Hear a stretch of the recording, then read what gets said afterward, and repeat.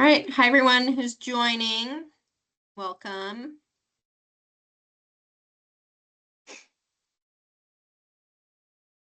I am going to put a link in the chat, which is... No, I wasn't mad. It was that they thought it was one. Let's see, let me find the link. There we go. All right, so while folks are coming in, we have an optional survey that you can take. It's a pre-meeting survey. It's 3 multiple choice questions. Should be very quick, but it lets us know what kind of knowledge folks have coming into this meeting. But I'm going to share my screen now. Here we go. Start at the first slide. So because we do have a pretty full schedule tonight, I guess we can get going, and it's totally fine if folks keep filtering in. Hi everyone who's joining, and I guess I'll make myself full screen here. My name's Allison Spasic. I work for Lake Champlain Sea Grant. This meeting tonight, we're going to be talking about the Flood Safety Act and beyond. So we're going to talk about both statewide and local efforts to address flooding, particularly in the Lewis Creek and LaPlatte River watersheds. So this meeting is part of a whole series that we are putting on in different regions of the state to talk about both things that are happening at the statewide level to address flooding and things that are happening at the regional level with some of our partner organizations who are joining us tonight. So I also have my colleague Shane here, who's going to be my co-presenter for the start of this meeting. So I'll let Shane introduce himself. Thanks, Allison. Good evening, everybody. My name is Shane Jakewith. I am a river scientist and watershed restoration program manager for the Nature Conservancy here in Vermont. Awesome. So like I mentioned, for folks who are joining, we have a quick little pre-meeting survey that's optional if you want to take it, but it lets us know where folks are coming in from, what kind of knowledge you have. Like I mentioned, we're joined by multiple organizations tonight, including the Winooski Natural Resources Conservation District, the Lewis Creek Association, the Chittenden County Regional Planning Commission, which is representing the Northern Lake Champlain Clean Water Service Provider, Vermont Department of Environmental Conservation, and then my organization, Lake Champlain Sea Grant, as well as the Nature Conservancy. So thanks everybody for joining us tonight. If we move on, so a few reminders just to get things going. We just ask that you keep yourself on mute unless you're asking a question. That just helps minimize the background noise. We'll have a Q&A period at the end, and if it helps, you can use the raise hand function to let us know you have a question, but you can also use the chat at any point during this meeting to put in questions or comments or anything like that. And just a reminder that we are recording this meeting, and we're going to send it out to everybody who registered in case folks weren't able to join for some reason or another.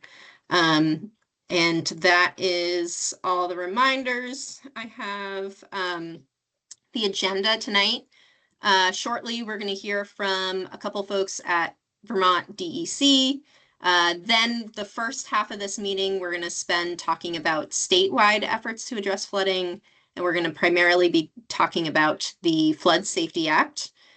Then the second half of this meeting, roughly from 6:30 onward, we're going to hear from local organizations, including the Lewis Creek Association, the Winooski Natural Resources Conservation District, and the Northern Lake Champlain Clean Water Service Provider. And then at the end, we'll have plenty of time for questions, and that is our agenda. So now I'm going to let our folks at DEC introduce themselves and a little bit about what they do as it relates to flooding. So maybe we'll start with Tessa. Sure. Hi, everybody. My name is Tessa Yip. Thank you for being here this evening. As Allison said, I work for the Vermont Department of Environmental Conservation. I am the Engagement and Community Support Floodplain Manager in the River Corridor and Floodplain Protection Program. So our program basically works with communities to reduce their flood risk as well as to protect the natural benefits of our rivers, streams, and our floodplains. In my role, I do statewide education and outreach around flood resilience and flood risk. But we also have a team of regional floodplain managers as well as regional river scientists. So we have Shannon here on this call and Rose, who I'll let talk about their roles. But let's start with Shannon. Want to go ahead? Sure. Hi, everybody. I'm Shannon Pitlick. I'm the river scientist with DEC, and I work out of the Rutland office. So I have like a southern part of the state as my region. I oversee the collection of all of our stream geomorphic assessment data, provide some technical assistance for restoration projects. As it relates to the Flood Safety Act, my involvement in that is primarily to provide technical assistance in the development of the data collection and the delineation of the river corridor. And then I also oversee our river land conservation program called the River Corridor Easement Program. So I will hand it over to Rose. Hey, my name is Rose Watts. I am a floodplain and river corridor manager, so more on the regulatory side of the work, providing assistance to municipalities and communities in kind of the policy world in Vermont around river corridor and floodplain management and protections. And is there another DEC person, or I'll hand it back to you, Allison? Should be it. Yeah, thanks, Rose. And I just Shannon and jumped Tessa. on too. This is Kyle Meadash. Oh, yeah, sure. Yep, sorry, I was a couple minutes late. Couldn't see you. Yep, so yeah, I'm Kyle Meadash. I am with Rose and Shannon in the Rivers program. I head up our regulatory side of things and manage our river and floodplain managers. So yeah, as Rose mentioned, we kind of help out municipalities with implementing their floodplain and river corridor regs, and we review Act 250 projects, and we also have our own park permit for things like agriculture and state lands and forestry. So yeah, happy to be here. Thanks. Awesome. Thanks, Kyle. Yeah, as you can see, this watershed area is split between regions. So thanks for both of you for joining. So moving on to our first act of tonight, we're going to be talking about the Flood Safety Act, also known as Act 121. And so this education and outreach effort all around the Flood Safety Act is a collaboration between the Nature Conservancy, Lake Champlain Sea Grant, and the Vermont Department of Environmental Conservation. And our goal of this effort is to provide you all and Vermonters all over the state with the background details and timeline around the Flood Safety Act, as well as answer your questions about what this is going to mean for your communities and your region. And so we are thankful to have some of our state folks on the call tonight that can help us answer questions too. So to kick things off tonight, we're going to be talking a lot about river corridors. And so I think it's helpful to introduce that concept to folks who maybe aren't as familiar. So when we refer to something as a river corridor, we're talking about the area on either side of the river where we expect the channel to adjust over time. And these areas are mapped by Vermont Department of Environmental Conservation. You can find those maps online. We'll tell you more about where to find them. And this concept really is all around the fact that we know that rivers move and change over time. And so giving rivers the room that they need to move is really important for keeping our infrastructure and our houses and important other things out of the river's way. And so by giving the river the room it needs to move, where we allow it to find its slowest and least erosive path down a valley. So we're going to be continually talking about this throughout tonight, but I think it's important just to give you all a definition about what we're talking about. So in terms of the Flood Safety Act, it was passed in 2024 by the Vermont legislature after the historic flooding that we saw in 2023. And I like to put up this rainfall totals map up here on the screen from the July 10th and 11th, 2023 storm, because I think it shows really well that extreme precipitation, so that's, you know, the areas in pink and purple here are 5, 6, 7+ inches in a short period of time.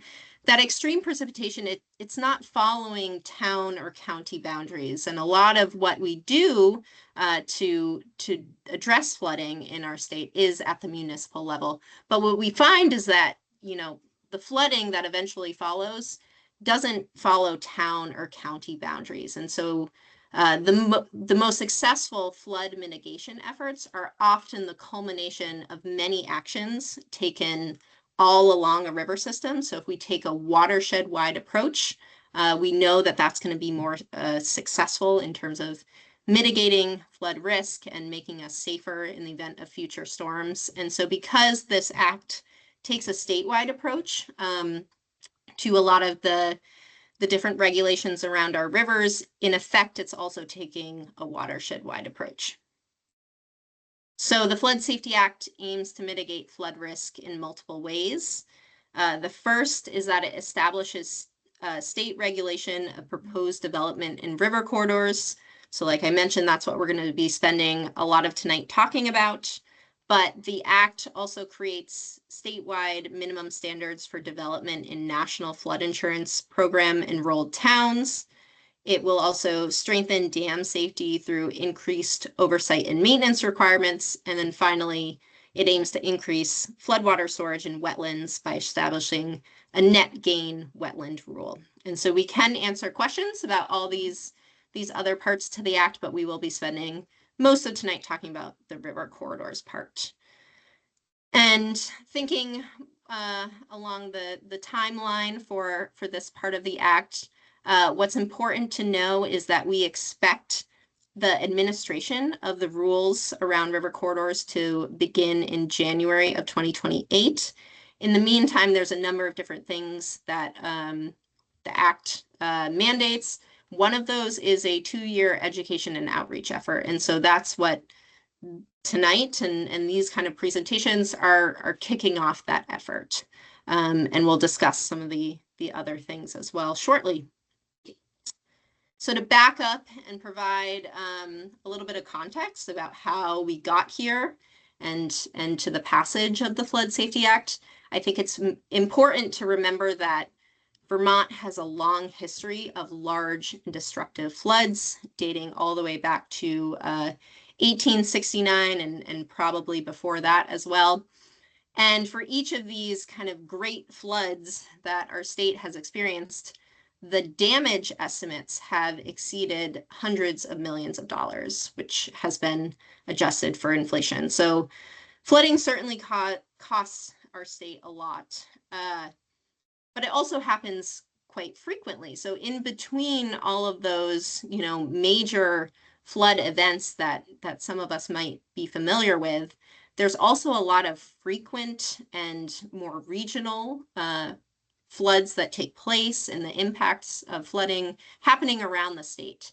And so this map up here is showing the area of greatest damage from flooding between 1973 and 2011.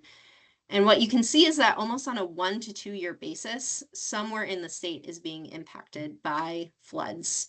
And so even though you might not know about these storms or these events that are happening in the other corner of the state, they are quite impactful to the people, the economies, the town budgets of those regions that experience flooding.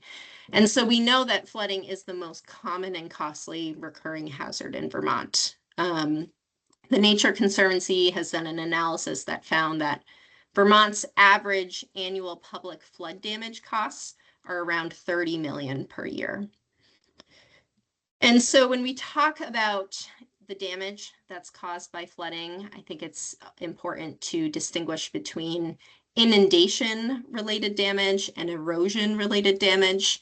And so inundation is exemplified by that photo of Montpelier back in 2023. Inundation is often what we think of when we hear the word flooding. In Vermont, that most often happens when the rivers rise above their banks and spill out onto adjacent areas during heavy rainstorms and tropical systems and things like that. And the damage that's caused by inundation flooding is really damage from things getting wet. On the other hand, we also see a lot of damage caused by erosion, which is the wearing away or undermining of land next to rivers. This causes a lot of damage to our roads and our bridges and culverts and anything that's kind of, our riverside infrastructure. And it's this kind of damage that really costs us a lot. This kind of damage is really expensive to replace. And so what we found, the state of Vermont has tallied up the damage from different flood events throughout the years. And we found that over 75% of the monetary flooding damages are due to fluvial erosion in Vermont. And so the Flood Safety Act is one of the ways that we are trying to address this issue of damage from erosion. And so now I'm going to hand it over to Shane. He's going to talk a little bit more about our historic river management practices. Thanks, Allison. So I'm going to spend the next, I think it's 4 slides here, just taking a look at our historic approach to flood hazard mitigation and where that has gotten us. So if we look back, going back to European settlement, we've been straightening rivers to get them out of the way of desired land uses in the valley bottom. We've been dredging those channels to make those channels deeper to hold more water in the channel so that water doesn't inundate our encroachments within that river corridor or floodplain. And finally, we've been armoring those channels to keep them from moving either back where we put them or just moving it, if we haven't moved them already, just moving themselves as rivers naturally do, to try to prevent that erosive damage that Allison just mentioned. So what are the outcomes of those management, those flood hazard mitigation activities? So again, those activities included straightening, dredging, and armoring. So if we look at straightening and think about what the response of the river to straightening will be, let's start by just recognizing that when we take a long meandering or a meandering river, and we straighten it. So in that photo, we're seeing a meandering river with a blue dashed line, and then a hypothetically straightened path shown by the solid blue line. And I think it's pretty easy to see if that we were to pull on one end of that meandering stream and straighten it out, that it would be much longer. It might actually extend even off the slide, and be much longer than that straightened path from point A to point B. So the distance of that meandering stream to get from that upper elevation, and now I'm looking at the lower plot in the slide, that upper elevation at 875 feet, if you look at that left-hand side of the slide, the vertical axis, and then the drop down to 850 feet. That meandering stream, represented by the dashed blue line in the plot, is much longer horizontally. So the overall slope of that channel is much less than the straightened channel, which is much shorter. I think we can all think about the fact that when we hike up a hill, if we take a meandering path switching back and forth, it's much less steep of a hike than if we try to go straight up the fall line of the hill. So we increase the slope of channels when we straighten them. And that's important because the slope of the channel is one of the primary factors that influences the amount of energy, often talked about in terms of stream power. It highly influences the amount of stream power that a river has. And that energy that's the energy that does the work, i.e. erodes the banks of the channel during flood events or high flow events. So straightening leads to shortening and steeper and more powerful streams. So then the other activity, or one of the other two activities that we've employed to mitigate flood hazards historically, has been dredging, with the idea, again, that if we dig the channel deep enough, we can keep all the water in the channel and out of our basements and our off of our roadways and out of other buildings. So this figure has 3 panels in it, and starting at the top, it shows a scenario of a house that's being flooded. And so, if we move down to the second channel, the second panel in the middle, the homeowner has remedied that, or tried to remedy that, by digging that channel really deep. Now, in reality, the amount of water that spills onto the floodplain is so great that it would be nearly impossible to dredge the channel deep enough for all that water during a large flood event to fit in the channel. So that's one reality of the situation. The other reality of the situation relates to the fact that water has weight. So when we make a channel deeper so that the water can be deeper, all of that increased depth of water is increased weight of water. So as we're dredging the channel and filling that channel deeper with water, the weight on the bottom of the channel bed, and on the banks when that water's flowing, that is expressed in that stream power, or the energy, right? So the weight of that water bearing down on the gravels and the sands and the cobbles of the stream bed, just pushing them along, leads to further erosion of the channel bed and the banks, and we get to the bottom panel of the figure there, where those banks just fail, and the house or whatever other infrastructure we have along those banks of the river fall into the river channel. I think a lot of us, if we haven't seen it ourselves, we've seen images of this happening throughout Vermont. So dredging makes channels deeper. That increased amount of water means more weight on the bed. It leads to greater amounts of erosion. So what have been the outcomes of all of that? This figure shows what's referred to as a channel evolution model. And starting at the top of the model, it shows that top figure. It shows a stable river. It has a small channel with a large floodplain. And you can think of that floodplain as an energy dissipation valve or a pressure relief valve. It's like the pressure relief valve in your car's radiator or cooling system, right? When the water in that cooling system overheats, that it can escape to a larger holding tank so that hoses and the radiator itself don't burst. So the floodplain plays that same role. It gives the water place to spread out. So in this scenario, much like the last one I showed, you have, a house gets built. The homeowner gets tired of being flooded. Instead of dredging the channel, in this case, they build berms along the banks of the channel to separate the house from the floodwaters.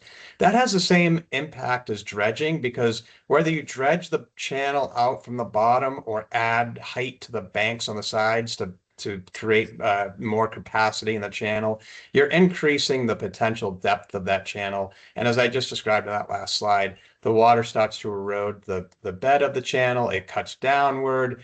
Then going to stage 3, those banks start to fall in, and lots of gravel comes in, builds big sandbars in the channel. We move to stage 4, which is the stabilizing stage.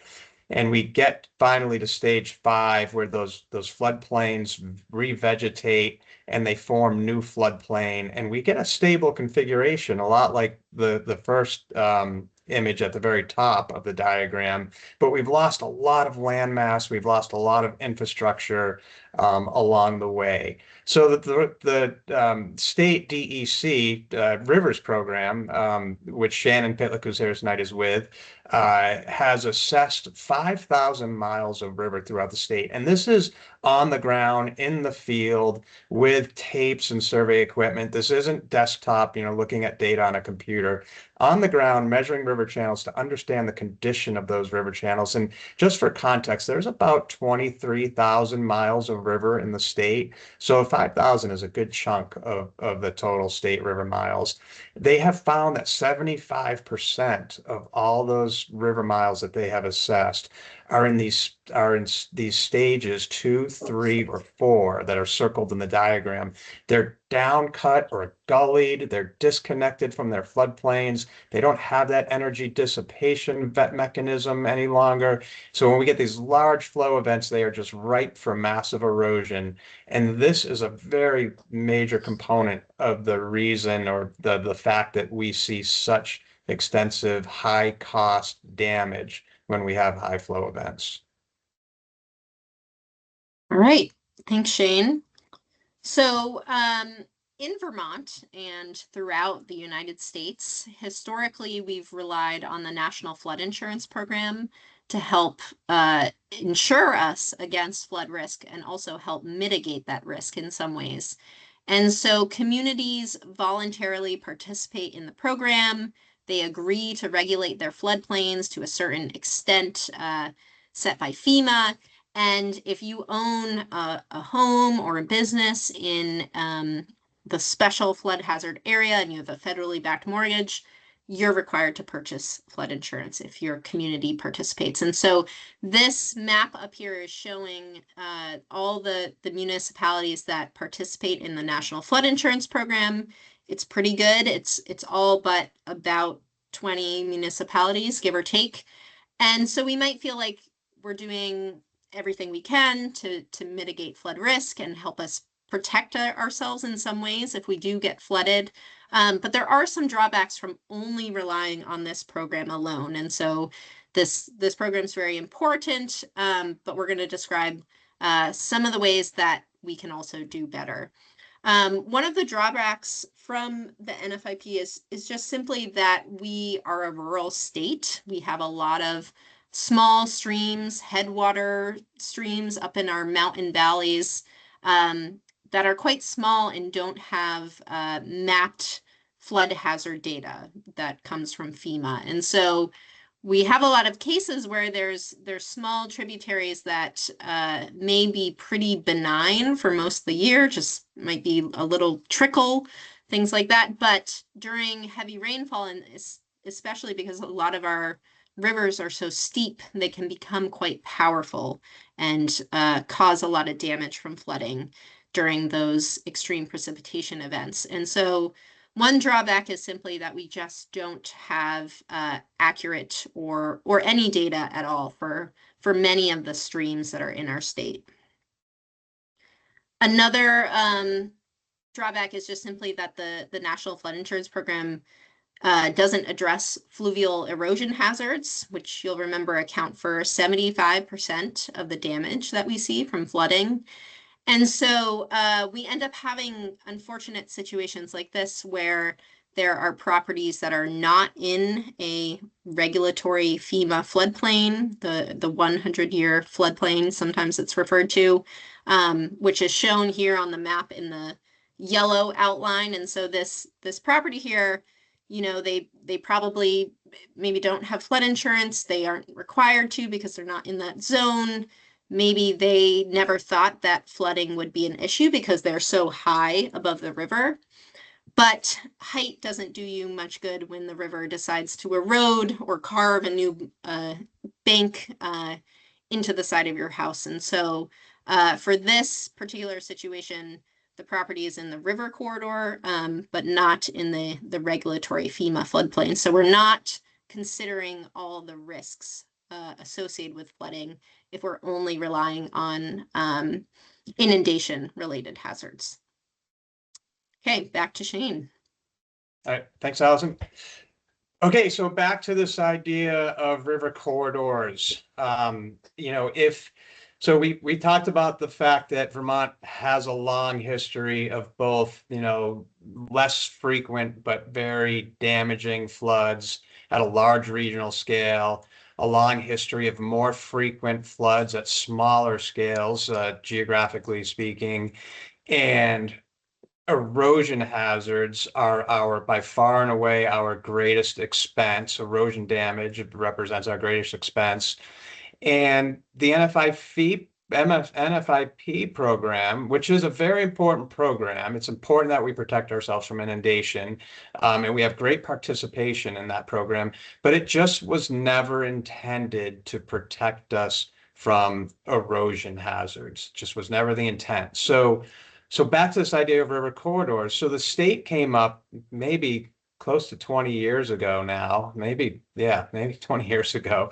The idea of employing this concept of river corridors, which is a scientifically developed concept, the idea that rivers move within a corridor, and that you expect the river to move within that corridor. If we could employ this concept and map river corridors, figure out where they are, how big they are in Vermont, it would give us a much better understanding of where the hazards lie, and we might be able to keep ourselves from overdeveloping in these areas and really limit the development within these areas. And in so doing, by allowing the rivers to regain their meandering pattern, that really sinuous, snake-like pattern, and regain that length that I talked about earlier and reduce their slope, they will become much less erosive. We'll be generating much less gravel from one place and sending it downstream to another place. And so overall, employing river corridors to help us deal with or mitigate these erosion hazards that we see became the state's policy. So how are river corridors mapped? It's a pretty simple procedure at its core. There are lots of complexities and nuances if you really want to get into it, but at the basic concept, scientific research has shown us that rivers move around side to side within a corridor that's about 6 times the width of their channel. And if they're able to do that, they won't go into that channel evolution process that I talked about earlier, because instead of cutting downward, any excess energy they may have at a given time gets expressed by erosion of the bank, and the river moves. And if they can do that, again, they don't go into that evolution process. They don't down cut. So 6 channel widths is what a river corridor is. So on a meandering river that's not straight like the one shown here, the first thing you do is draw what's called a meander center line that just connects the crossover points or the inflection points of that Kirby line to create a somewhat straighter path down the valley. And then on either side of that meander center line, you measure 6 channel widths away from the meander center line, and that creates the meander belt. The state has gone a little bit further than that to allow for stable slopes and vegetation to stabilize slopes, because you wouldn't want to put a house right on the top of that line if that bank was vertical and 10 feet tall. So another 50 feet on either side just to allow slopes to become stable, and if they're vertical, to lay back to a lesser slope and to allow vegetation to grow. So that's the simple concept of mapping river corridors. So this slide just shows what river corridors, shown in yellow, and the FEMA flood hazard areas, shown in red, look like on a map together. We can use river corridors and the flood hazard and the FEMA flood hazard area together to provide comprehensive protection against flood damages, both inundation and erosion. You'll notice that in some places the river corridor is wider than the FEMA floodplain, and in other places the FEMA floodplain is wider than the river corridor. That is simply a reflection of the valley topography and the erodibility of the materials in the valley bottom. This slide shows a hypothetical example of a mapped infill area. So I'm going to step back and explain this a little bit. In the legislation, in Act 121, the legislature told DEC that it must go back to the river corridor, and within those areas that we refer to as designated centers, those are our downtowns and our villages, our dense development areas, that within those designated centers, DEC must take a harder look at the river corridor and try to identify areas where further development in the river corridor, what we refer to as infill development, would not create such extensive hazards that we can't allow it. And the idea here is, and the DEC Rivers program really originated this idea that we need to respect our downtowns and our villages and the fact that these are areas where we've identified for more increased dense development and the economic engines of our municipalities. So if we can identify areas where by the presence of existing structures that are already being protected, we can add other buildings, and these areas I'm referring to, these infill areas are shown in orange, that we should do that. And there are other things that we look at, the physical geomorphic conditions of the river. And what I mean by that are, areas where there's bedrock that's maybe protecting an area that's safe for development, or an area where there's a tributary, a smaller stream coming in that naturally wants to erode a certain spot where we wouldn't put infill development. So there's a bit of an analysis, and exactly how DEC is going to go through this mapping process will be determined over the next 2 years as we approach the implementation. But in a nutshell, that is the idea of infill development areas, so we can continue to develop our downtowns. This slide shows the footprint, the regulatory footprint of river corridors. So in the legislation, in Act 121, the legislature, in agreement with DEC, the Rivers Program's long tradition of mapping streams down to, well, let me back up. And the DEC's long held practice of mapping river corridors along streams that have a drainage area that's greater than 2 square miles. And that is where DEC's authority to regulate river corridors will exist under Act 21. All streams with a drainage area of greater than 2 square miles. What do I mean by that? What's this idea of drainage area? So if we look at the green line along the stream, that is the mapped river corridor.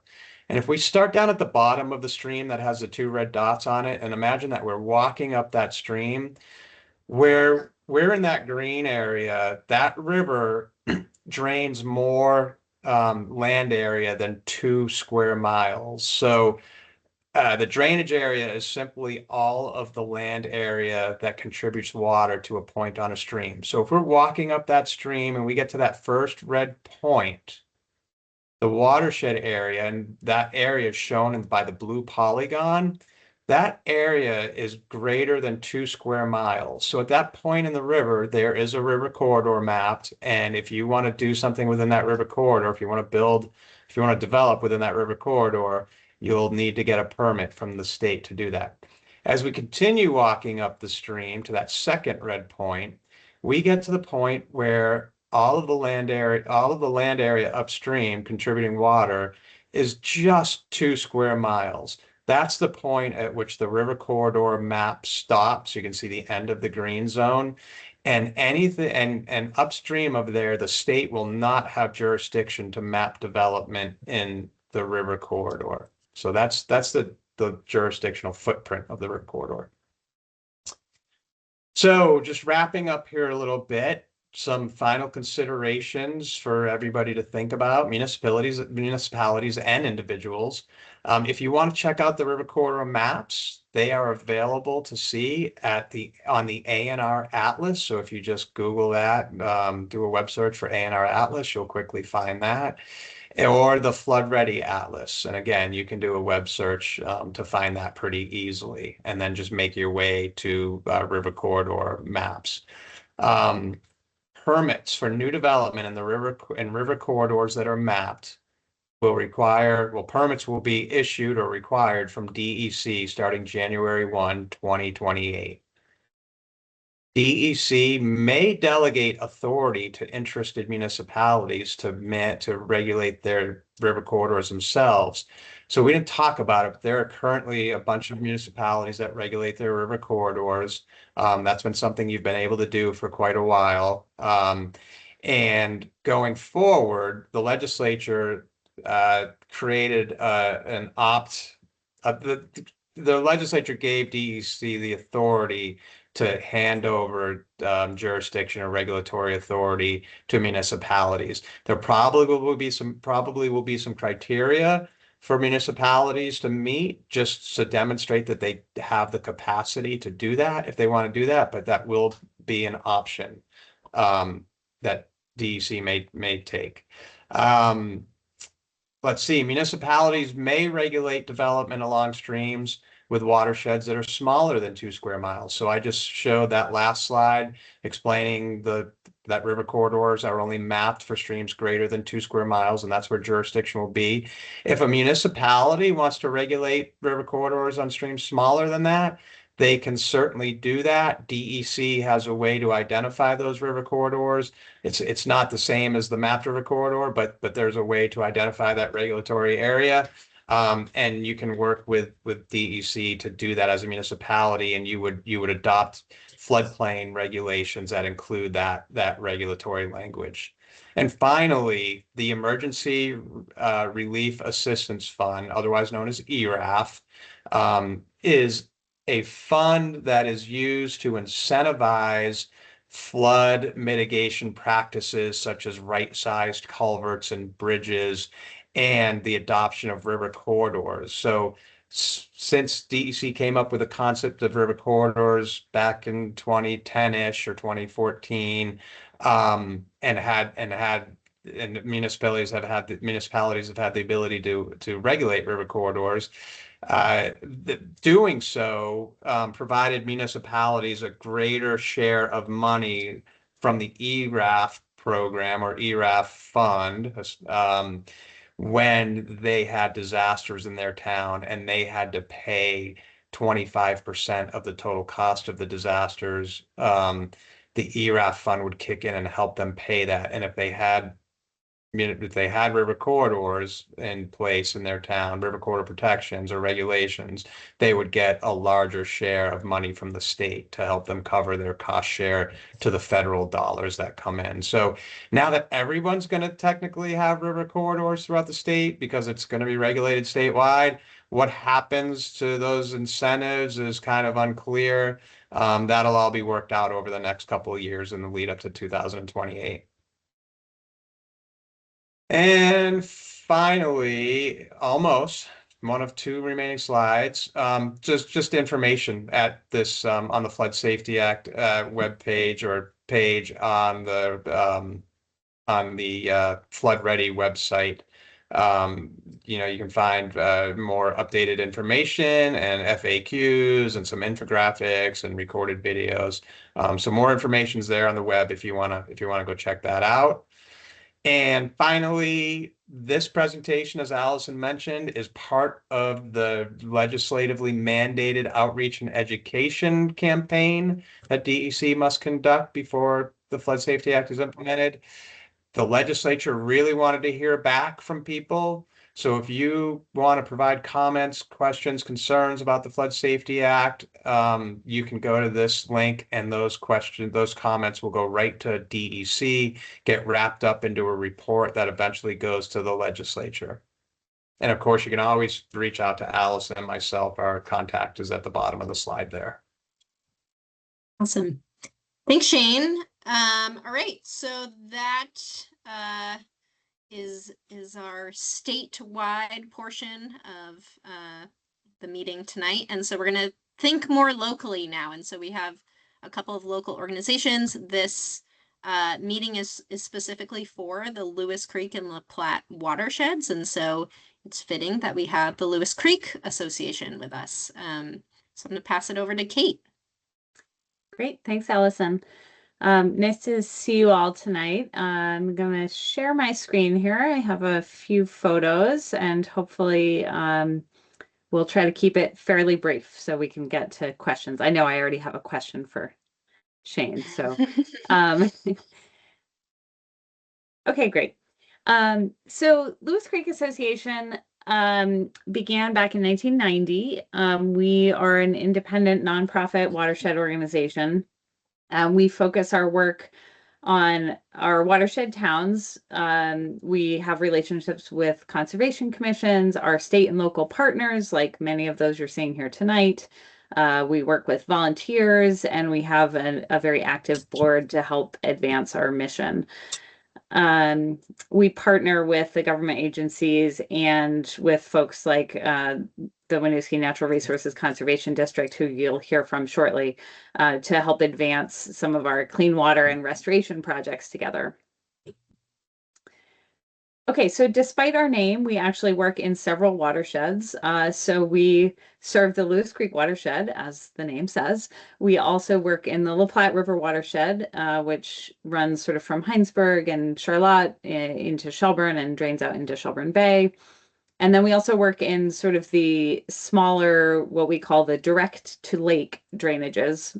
So small streams that go directly into Lake Champlain, the Kimball and Thorpe Brook watershed, Holmes Creek, and other Lake Champlain direct watersheds, kind of in between the LaPlatte River and down to Lewis Creek. We work in a variety of areas, including sort of the conservation and restoration work that I'll be talking some about tonight. We also do a variety of educational events and both data collection and kind of planning using the data that we collect.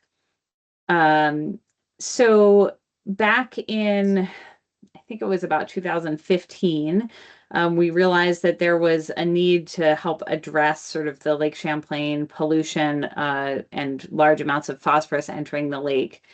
And although there are some actions that are happening at the municipal level and statewide level, including this Flood Safety Act, which presumably will help with our phosphorus pollution problem in Lake Champlain, there are also sort of voluntary actions and projects that need to happen to accomplish these goals, and we all need to work together in this sort of watershed approach that Allison was mentioning. We began this Head of the Storm program back in about 2015, and the goal really was to showcase examples of positive land stewardship. So we strive to not only meet the current water quality standards and permits that are needed, but also to surpass them when the site conditions are, can allow that. Those types of sort of optimal conservation practices will help us as we think about climate change and larger storm events and some of these historic practices in our river systems that have sort of caused these problems to begin with. So the Ahead of the Storm program, as I mentioned, is kind of a series of demonstration sites throughout our watershed. And it's a way for folks to learn about and think about how they can manage water on their own properties to help improve water quality in our streams, but also to improve our flood resiliency. So these projects are like fairly wide ranging, everything from stormwater treatment to wetland and floodplain restoration to smaller like roadside swale improvements. And one of the things that we try to sort of get folks to think about or to focus on is what we call the 3 S's. So the 3 S's are slowing water down, spreading it out, and sinking it in. And that's really just a way to think about how water would have moved across the landscape, hundreds of years ago.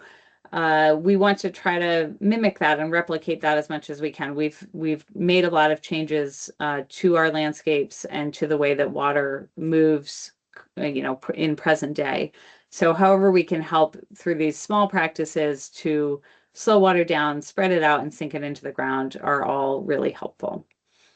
So I want to give you just a couple examples of some of these sites that are through the watershed, and then talk briefly about some of our upcoming and ongoing work here as well. Okay, so this is one of our Ahead of the Storm demonstration sites. This one is in Charlotte along East Thompson's Point Road.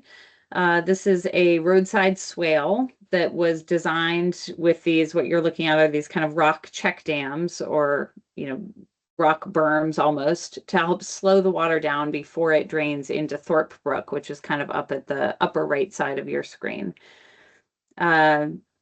Up above this, the roadside swale was actually sized so that it could carry a 100-year storm event, so that large rainfall event, won't erode the road or the stream, the farm field next to it, and help slow that water down before it reaches the stream.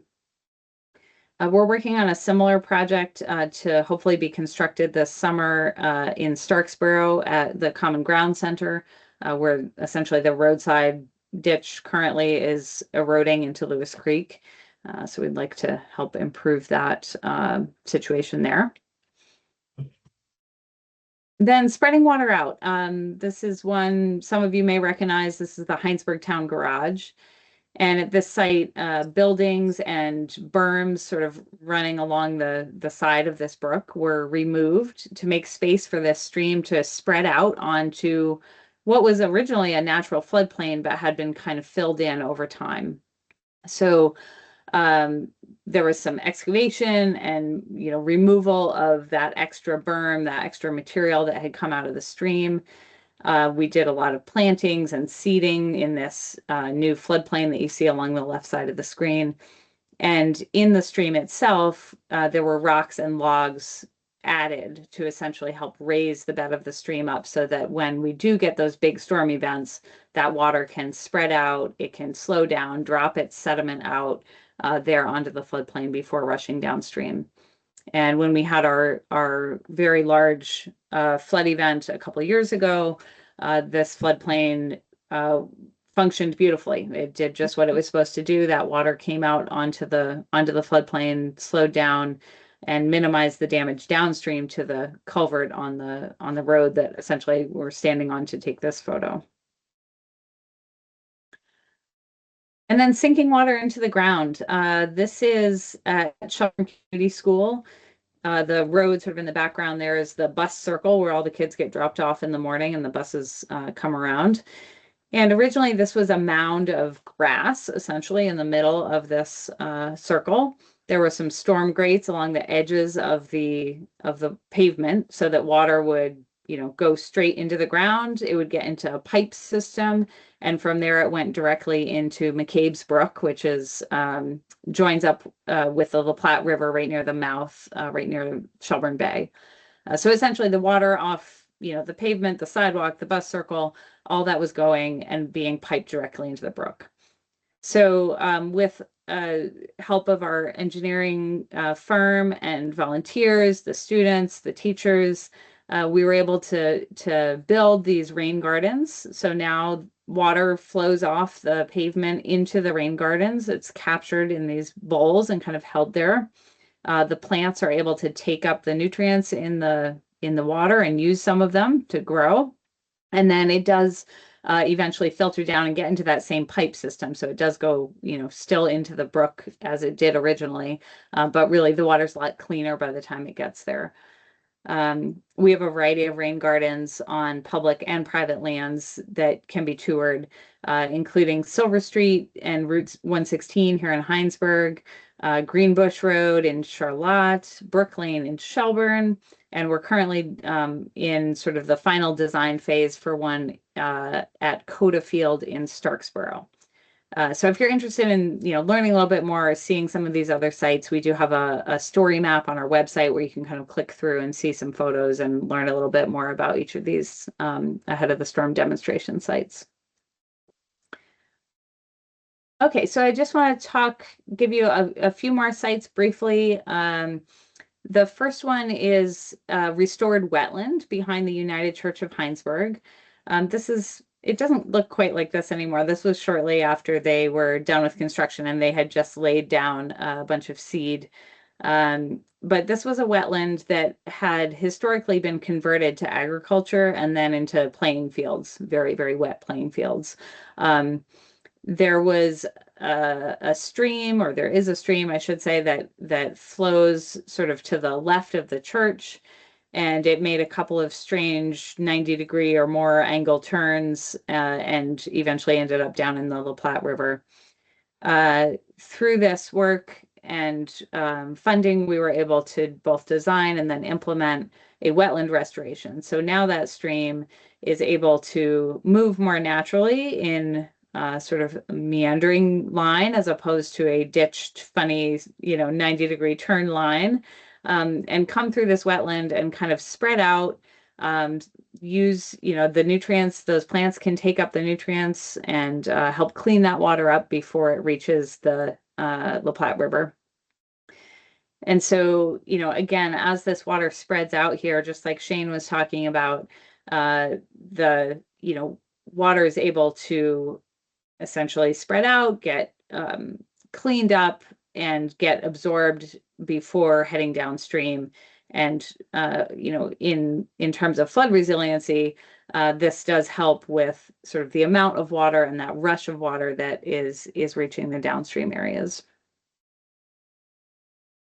In Hollowbrook, tributary to Lewis Creek, we were able to, in collaboration with the Addison County Regional Planning Commission, get funding to remove an old bridge abutment, which you're looking at on the left photo. You can see these sort of concrete blocks that are right along the edge of the stream, and there's kind of a concrete sill that's in the water as well. So we were able to move that, remove all the concrete, and recreate a floodplain here, again, to both improve the health of this stream and the ability of fish and other organisms to move upstream. But this also helped reduce risk of flooding to this nearby manufactured home community, which you can just barely see on the right side of the screen. So originally, floodwaters would kind of get almost backed up behind these concrete blocks and spill out into the road and towards those manufactured homes.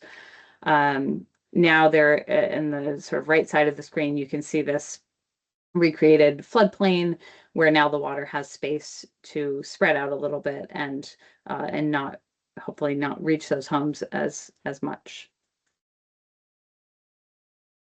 I mentioned this site already. Again, this is the Heinsberg Town Garage. I just wanted to show you sort of the before photo of this large berm right along the side of the stream. And then sort of that restoration work before it was all grown up along the other side. Things that we can all do as towns and, partners, creating these, wider roadside swales so that they can carry more water, sizing our streams and our culverts and bridges correctly so that they can meet and surpass the geomorphic needs of the stream. We have a couple of upcoming projects this year that we're excited about. One is a final design for a stormwater treatment at Lyman Meadows in Heinsberg. This is a community where there's a lot of impervious surface, so a lot of pavement and runoff causing erosion.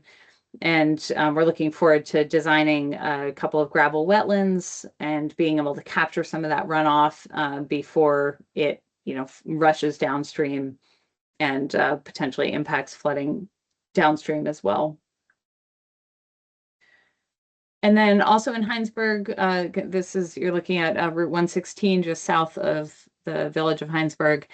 And we just received funding to create essentially a 30% design, so partial design, for a floodplain and wetland restoration on this property with the X on it.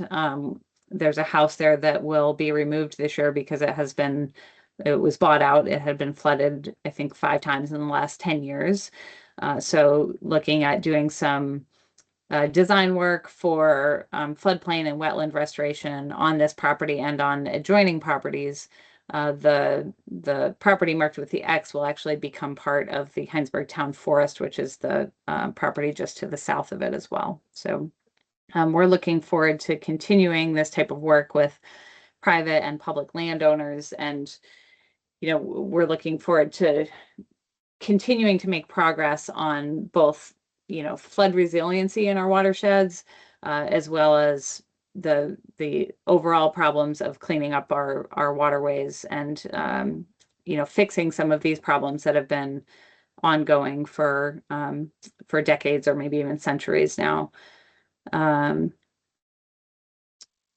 then finally, I think we have released a new manual for property owners. If you're interested in learning more about like how you can help, what you might be able to do on your own property, this is available on our website.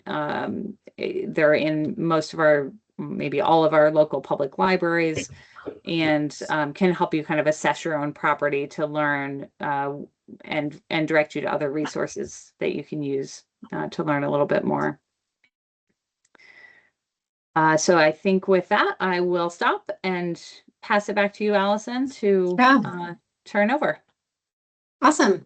Thanks, Kate. It was nice to see some of those projects implemented that are talking about the same concepts that we were mentioning before. I'm going to pass it over to Lucas, who I think is on, who's going to talk a bit more from the perspective of the larger Winooski Basin too. Yeah, sure. I'll share my screen here. Alrighty. Is this showing up all right? Yep.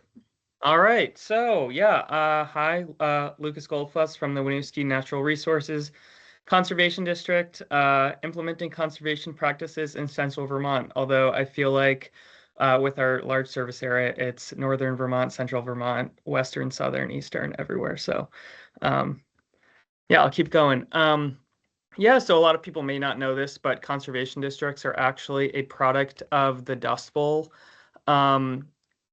It first started with the Dust Bowl happening, and FDR sort of taking note of that and then creating locally led conservation paired with the sort of the feds showing more interest, and eventually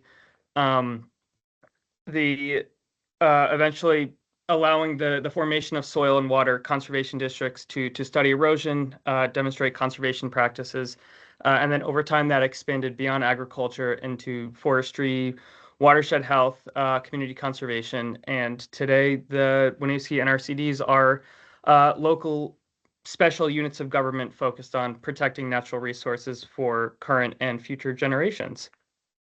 So a little bit of history there. This is our service area. We've got a pretty big service area. It's the entire Winooski watershed, but also LaPlatte and Lewis Creek watershed, a little bit of the Lamoille. It's pretty much all Chittenden and Washington County, and then Washington, Orange, and Williamstown, which are part of Orange County. So we are one of 14 conservation districts. We are the largest by population and landmass, which you can see over on the left. Who we are, I am the sole conservation specialist. Dan Kahneman is the district manager, and then Kara Winslow and Heather Murphy are the two agricultural conservation specialists. We are locally, we are governed by locally elected board of supervisors. I think all of them live in Washington County, and then one in Milton, but it's a pretty wide variety of folks with expertise in natural resources. And yeah, I'll keep going along here. Here's like our mission and vision statement. Our vision is to promote the wise use, sustainable development, and conservation of our district's natural resources. And through that, we connect residents and communities with education and technical assistance to implement on-the-ground projects to improve water quality, soil health, and wildlife habitat. So which pretty much encompasses our efforts. This is one of my primary projects is the Stream Team and Rethink Runoff, which is managed by Chittenden County Regional Planning Commission. We coordinate these efforts. It's primarily public outreach and educational programming centered around stormwater management. Basically, we work to help MS4 towns in Chittenden County meet their minimum control measure 1 and 2 requirements. This can be through rain barrel workshops, rain garden workshops, stream cleanups, presentations, kind of all of the above, and it's a great time. So yeah, that's kind of like the brief overview of what Rethink Runoff is. It's somewhat adjacent to Ahead of the Storm, I would say. But there's, I think, a little bit more connection to Storm Smart, where Ahead of the Storm and Storm Smart are very similar in the sense that we're working with landowners to provide them technical assistance. Basically, a landowner will reach out, or we'll promote it through our newsletter, and we'll go out and we'll assess their property, assess how stormwater is moving across the property. We go through our survey, and then we'll write up a technical report. We're moving in the direction of actually getting money to implement some of these projects. But again, like talking with folks about rain barrels, where to put rain gardens. We try not to work with landowners that are directly in the floodplain, but we do work with pretty much all folks throughout our watershed. I will say. Trees for Streams is a project that I manage. It was originated with, I think, in the Lamoille at the Lamoille NRCD. Basically, it's in the name: getting trees in the ground, stabilizing erosion, promoting habitat, and filtering clean water into our rivers, streams, lakes, and ponds. And yeah, I think that speaks for itself. We've got a couple projects on the books for this year. One is in Jericho at Mills Riverside Park. The other one is at Ethan Allen Homestead in Burlington. And then I didn't have a slide on this, but we also work with Basin 5, Northern Lake Champlain, and Basin 8, the Winooski River, QUISP, to do clean water projects, tree plantings, beaver dam analogs, pretty much all of the above as well. In terms of ongoing projects, we completed the Hans Mill Dam removal and are planning on doing a second spring planting this year. We also just got an agreement signed for the Rouleau Pond Dam removal. Here are some pictures from the Hans Mill Dam construction. We also are advancing our efforts with Woodchuck Hollow and Morey Road culvert replacement projects to reopen critical upstream habitat for brook trout and other species, which I think I have a slide on here. But yeah, so really working to move projects ahead in the AOP realm. So really exciting and excited as a district to get more of these projects on the books. Here is a slide on strategic wood addition. We're also moving in the direction of doing more strategic wood addition projects. Yeah, that we don't have any currently, but looking to do more, which is exciting. One BDA project actually was identified through the Save and Pond Lake Watershed Action Plan, and just a brief overview of what a Lake Watershed Action Plan is. It's basically a DEC funded comprehensive study looking at streams, roads, wetlands, and shoreline properties.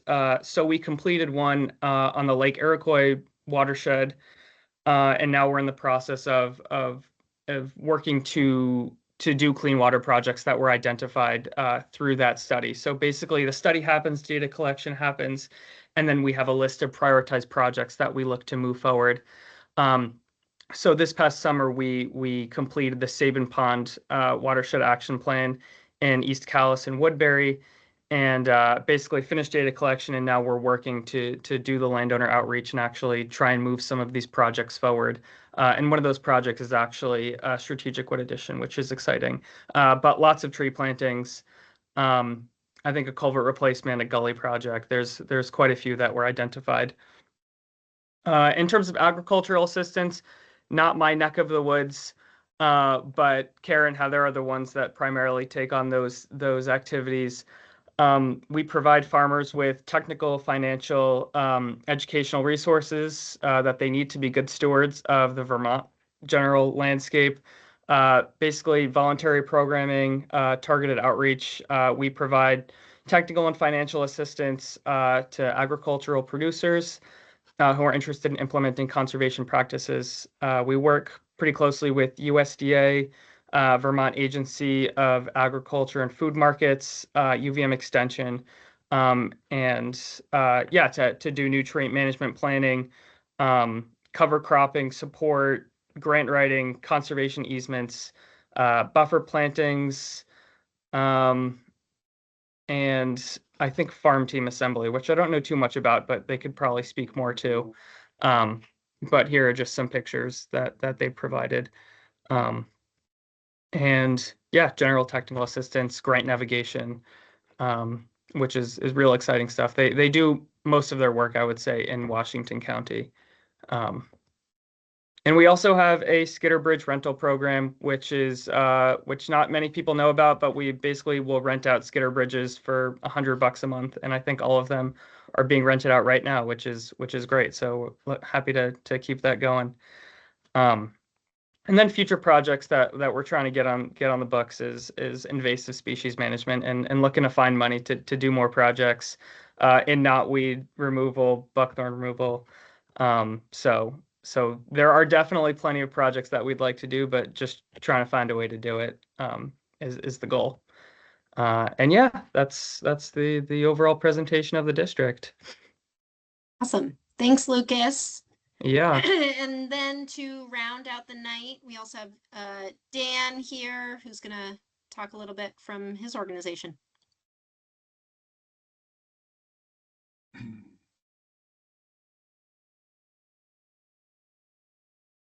All right, you guys seeing that? Yep. Okay. So I'm Dan Albrecht from Chittenden County Regional Planning Commission, and I'm going to talk about our role as the clean water service provider. You know us, we do lots of transportation planning, and we help towns with town plan updates, zoning help, whatever needs, and we manage lots of engineers for transportation work, planning work, brownfields work, water quality work, etc. So the genesis of a clean water service provider began in 2019 with the Clean Water Service Delivery Act.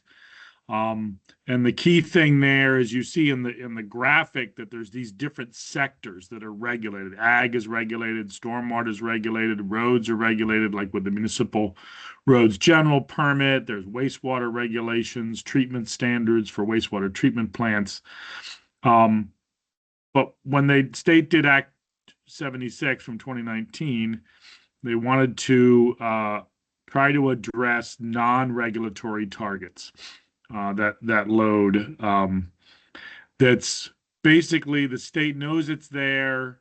It's all the activity that happens to cause phosphorus runout, but it's coming from unregulated surfaces or unregulated sectors.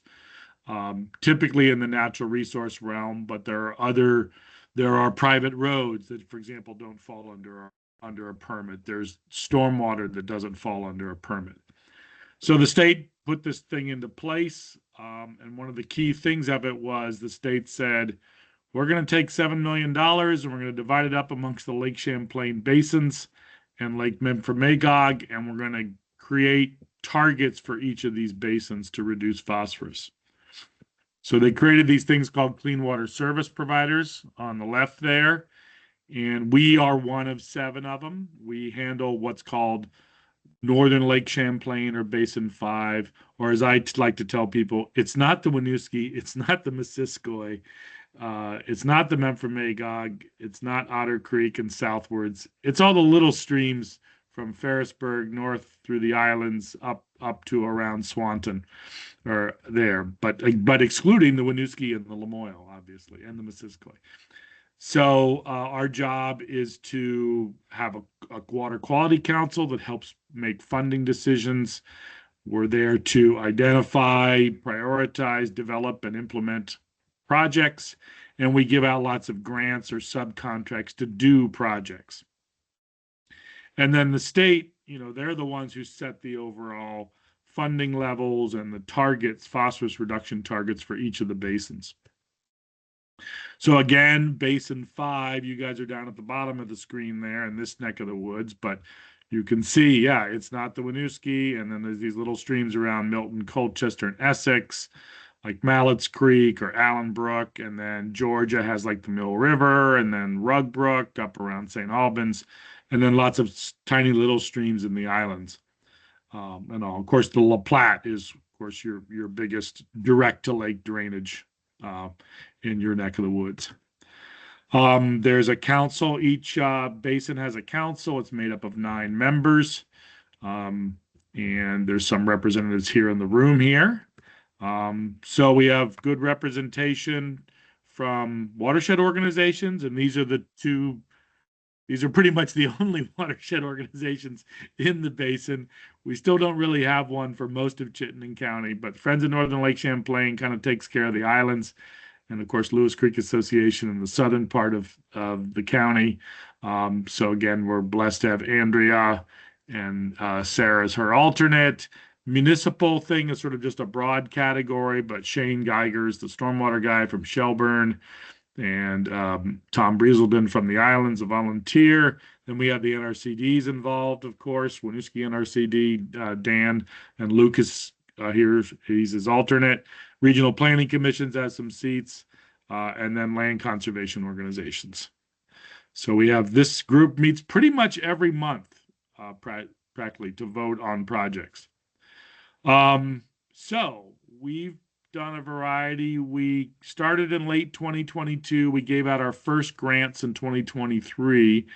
And as of now, we've done the following projects, or we've given the grant money and managed it, but we give the grant money to an implementer to do the project. And we've achieved so far 36 kilograms of phosphorus reduction. And I'm going to show you some of the pictures here, but town of Georgia, that's a Falls Road trail. It's a legal trail. The horticultural farm, you'll see that, where they used to have their ponds back there. Of course, you guys are probably familiar with the beach, the road that goes to the Lake Iroquois beach. That was a project that we helped out, and then a culvert replacement, and then some floodplain reconnection projects. And I'm just going to show some pretty pictures here. So this is in Georgia, there's a Falls Road trail that, gets people walking on it, and there's a guy who does sugaring. Anyway, if you look down at the bottom of the screen here in the lower right, you can see this gully that basically got formed because the water started shedding off this trail over the last probably 20, 30, 40 years. And it's a pretty deep gully, or it was a pretty deep gully. And about 100 feet long and 15 feet deep, and you can see all the collapsed trees in it, etc. And then we did a big project there. This was expensive, but it stabilized the situation here. So, and the place with the burlap there, the stuff to hold the grass, that's a basin to treat some of the runoff first. And at the top, there's this giant gabion wall here to keep anything from shedding anymore. And of course, the whole gully is filled in with rocks to keep it from eroding any further. And so that was this was about a $100,000 project, but it was worth 20 kilograms of phosphorus reduction. The horticultural farm, they used to have ponds there that had been there for years. But there was that big Halloween storm in 2019. It kind of wrecked everything there. So they said, all right, let's drain the ponds and just use city water there. So this is the bed of the stream after the ponds were drained. And then afterwards, it's got the restoration, and you can see the sort of windiness that's put in there and the new planting. And this was worth about 3.5 kilograms. So we piggybacked onto this. UVM was already doing the project already, and we paid $80,000 for the floodplain restoration element in order to be able to claim 3.6 kilograms of phosphorus. And of course, you guys are familiar with BB Lane. This is what it used to look like. The water would just go over the top. There are a lot of low spots in this. There wasn't really any ditching. There wasn't any outfalls, turnouts for runoff. This is what it looks right now with nice ditching on the sides. And you'll see, if you go on, and you can see a couple of places where there's turnouts to disperse the water. So I'm looking forward to getting out there again in March and April, when it traditionally gets really bad, and see what it looks like. This is a classic. This could be any culvert in Vermont, but this is in town of St. Albans. And when you get this small culverts, it turns into a fire hose, and causes erosion. So we it was not worth a lot of kilograms, but the town paid a lot of the cost because they're like, yeah, we should probably upsize this culvert. So you can see there on the bottom of the screen is the upstream side. And then you can see that, you've got stabilization with the rocks there to hold things in place and to prevent any erosion. And then you get a nice, can't really see it well in the picture, but this is like a 6-foot wide culvert there and stuff. This is obviously before the planting, and then the road bed is on top of there where the equipment is and stuff. So that was a big project, but it was a great partnership with the town there. And yeah, so this is a project up in Georgia, kind of hard to see here, but on the right-hand side, you see this little chambers here, the infiltration chambers to get runoff from some of the homes that are along there. There's a little small subdivision on the right side of the picture, and that was completed. So again, you still have the ditching there, but now that flow is going to get infiltrated, and the basin is underneath that pile of rocks, or the chambers are. Then we have a bunch of projects that are sort of in the queue, and there are several stream restoration projects. We've got 2 lakeshore stabilization ones in South Hero and one in North Hero. And we've got a big project at the bottom of the screen there, Lake Forest condominiums in Burlington off of Flynn Avenue. We are borrowing their stormwater pond to treat a bunch of runoff from the unregulated portion of some of the neighborhoods and industrial properties in that south end of Burlington off of Flynn Avenue and over by towards Red Rocks. It's about 120-acre drainage. A lot of it is covered by a permit, but there's all this miscellaneous landscape that sheds water. So that's a big project we're working on. And in regards to McCabe's Brook, and Kate was one of the first grants we gave, and Kate worked with SLR and came up with a design to reconnect the floodplain and remove invasive species, maybe put in some fake beaver dams, stuff like that. And that project's just sort of on hold right now while we're waiting for the ownership to change or to get updated there. So, yeah. So that's me, and I'll stop there. So. Awesome. Thanks, Dan. Also nice to hear some of those projects being implemented, and nice to see the full suite of things that are going on in the watershed and beyond. We do have about 10-ish minutes for any questions for folks about anything that we just talked about. I already see a hand from Andrea, so we'll go to you first. Yeah, I'm wondering if you could talk a little bit about the relationship between development in the floodplain, where the FEMA regulations say that you can build in the floodplain if you have your first floor elevation at 1 foot above base flood elevation. And what is the rationale between that and then doing buyout projects? Thanks for that question, Andrea. I almost want to give it over to any of our folks who are from the state and the floodplain management program, if they're willing to take that one on too, to get the perspective from the regulatory side of things. Yeah, I can take that one. This is Kyle Midash with the Rivers program. So the FEMA regulations, they do focus, it's an insurance program, so they do focus on how to build in the floodplain. And also FEMA maps are more focused on that inundation floodplain. So theoretically, in the inundation areas, if you get your house up out of the floodplain, the living area stays safe. And then we also do buyouts. A lot of the buyouts recently have been in those more dangerous erosion areas. So where it's really, dangerous to build, dangerous to be in while it's flooding. So yeah, there's also, with the buyout program, they also give out money for home elevations to, raise your house if it's in one of those more inundation areas rather than an erosion area.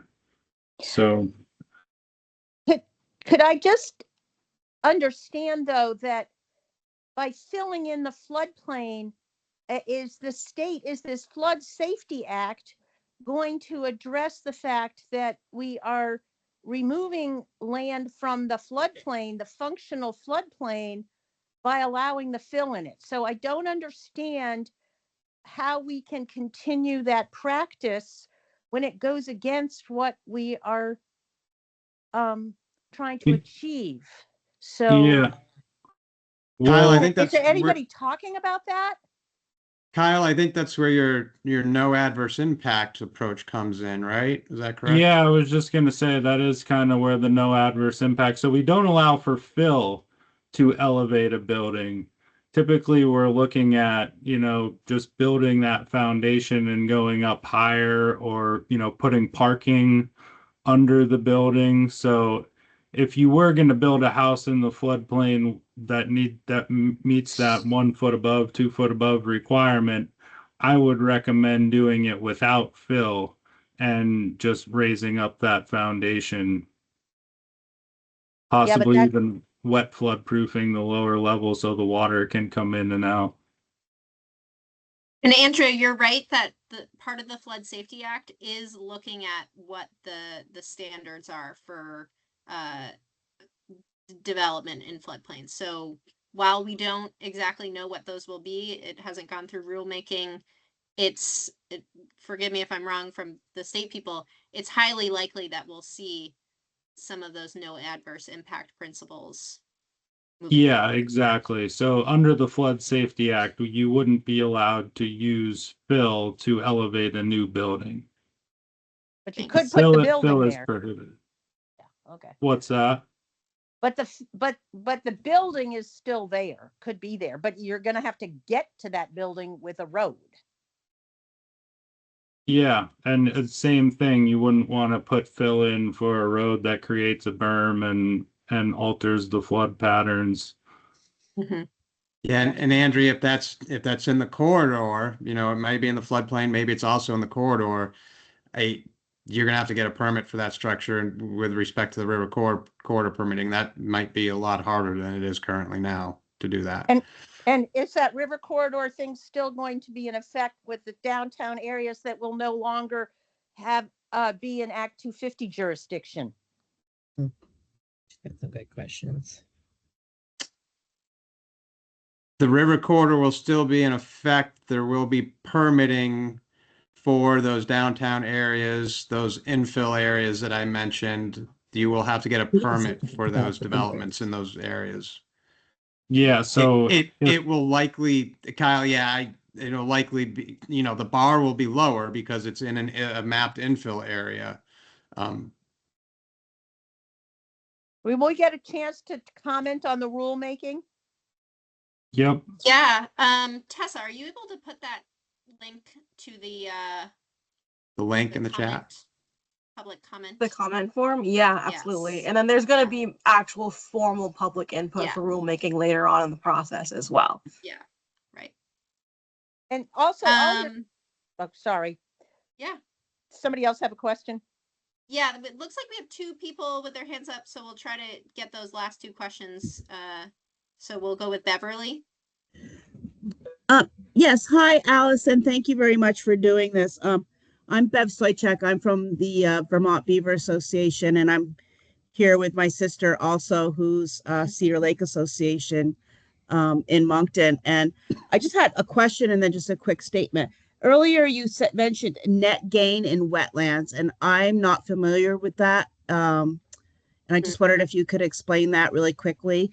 And, sure. My statement would just be that, since 2020, our community has done a lot of preventative work with beavers. And we were one of the communities that suffered, intense flooding, especially on our Cedar Lake Pond. And, we're probably one of the only communities that didn't have intense flooding in 2023 because of the work that we did. We have 8 functioning areas where we've protected culverts and stuff. And I'm just wondering, you know, with all the successes that are going on with beavers, is there anything within the Flood Protection Act that's considering protecting culverts? Because obviously protecting culverts leads to protecting roadways and, you know, allowing for free flowing water, which allows for a lot of runoff. So I know it can be a contentious topic, but just curious if that's something that you guys are all thinking about and just kind of putting it out there. Sure. Thanks, Beverly. To address your wetlands question, so simple answer being previous wetland policy being no net loss. So if you were to disturb or alter 1 acre of wetland, the rule is you must restore or protect or whatever with another 1 acre of wetland, so that it's effectively supposed to be a no net loss. With this net gain policy, that ratio is now 1 acre lost to 2 acres gained. So that's what the goal of that policy, the net gain policy is. As it relates to culverts and how that impacts the Flood Safety Act, I don't know, does any of my panelists here have anything to add to that as it relates to culverts? Allison, I think it's just simply to state that the Flood Safety Act doesn't have any provisions addressing culverts. Mm-hmm. No, I would just there add that are. we do have. Yeah. Do I have an echo on your end? Nope. Oh, okay. I would just add that the stream alteration regulations do require that when culverts get upgraded, they need to be the appropriate size to pass the water, the sediment, and the debris. But there is a legacy of undersized structures out there that will take a while to get replaced over time. Right. Thanks, Shannon. Okay, and our last question will go to Bob. You have your hand up. Yeah. Hi, Bob Link. I live in Heinsberg, and I've watched on Texas Hill Road where I live and on some other roads in the area an increased technique for managing the road runoff of ditching and heavily rocking it. I'm not sure how widespread it is around the state, but I can understand some rationale behind it. But I also have some concern that it is effectively hurrying water downstream effectively and creating a situation where if it's a widespread practice, we're creating more of a pulse on downstream recipients, sort of the same way we try to dissipate energy on rivers, as Shane and others have described. I worry that we're losing some of the dissipation of energy from those smaller tributaries. And I'm wondering if anybody is concerned about that or if the net benefits of that kind of practice outweigh the concerns for the river as a whole. Bob, we had this question the last webinar that we did in the Kingdom, I think, or maybe it was Montescutney region. So that practice is happening because the state back in, oh gosh, Shannon, you probably have a better handle on this than I do, 2018, actually maybe like 2015, 2016, implemented the municipal roads general permit program. And the point of that was to reduce the amount of nutrients coming off of our roadway infrastructure. And the way that works is that the municipalities are required to map all of the locations where streams or where roads come into connection with streams or road ditches come into connection with streams and do an inventory of the condition of those areas. They refer to those as hydrologically connected roads.